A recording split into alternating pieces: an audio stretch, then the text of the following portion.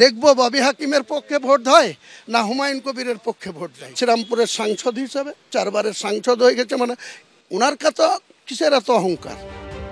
এবার হুমায়ুনের নিশানায় হাকিম, কটাক্ষ করলেন কল্যাণকেও। অভিষেক বন্দ্যোপাধ্যায়ের হাতে স্বরাষ্ট্র দপ্তরের দায়িত্ব দেওয়ার পক্ষে সওয়াল করায় তৃণমূল বিধায়ক হুমায়ুন কবিরের সমালোচনায় সরব হয়েছিলেন ফিরহাদ হাকিম।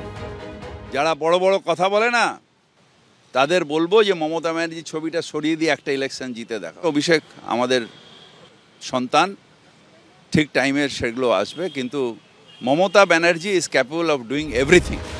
সোমবার জাতীয় কর্মসমিতির বৈঠকের পর দল ও বিধানসভার জন্য তৃণমূলে যে শৃঙ্খলা রক্ষা কমিটি গঠন করা হয়েছে তাতে জায়গা পেয়েছেন ফিরহাদ হাকিম। 24 ঘন্টার মধ্যে তাকে কড়া ভাষায় নিশানা করলেন হুমায়ুন কবির। বিশেষ করে মুর্শিদাবাদ জেলা একটা বড় জেলা, যেখানে 3-3টে এমপি আছে, যেখানে 22টার মধ্যে 20টা এমএলএ আছে।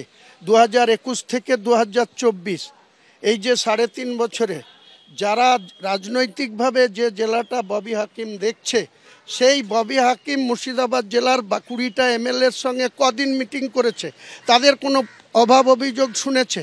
আমি যেখানকার বিধায়ক, যেখানকার ওল্ড বিধায়ক রেজিনগর, এখন ভরতপুর বা বহরমপুর সাব ডিভিশন, বেলডাঙ্গা, বহরমপুর, ভরতপুর 1-2, এই 7-8টা ব্লক, 7-8টা থানা, এই জায়গায় ল্যান্ড অফিসাররা এবং থানার অফিসাররা যেভাবে করাপশন করে মাপ পেয়ে যাচ্ছে, তার দায় এই ববি হাকিমকে নিতে হবে।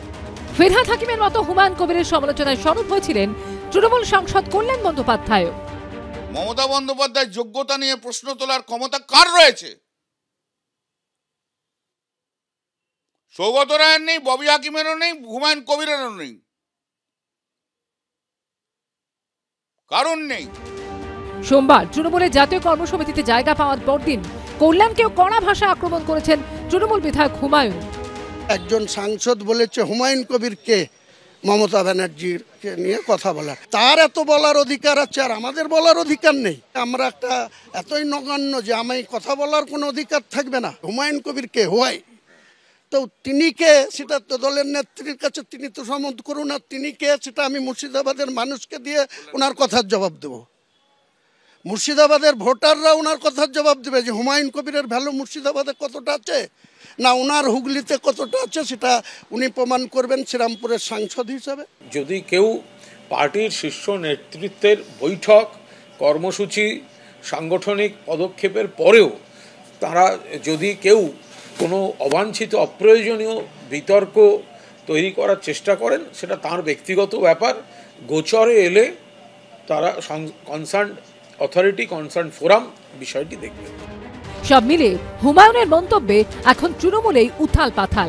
কৃষ্ণেন্দ্র অধিকারী রিপোর্ট, এবিপি আনন্দ, কলকাতা।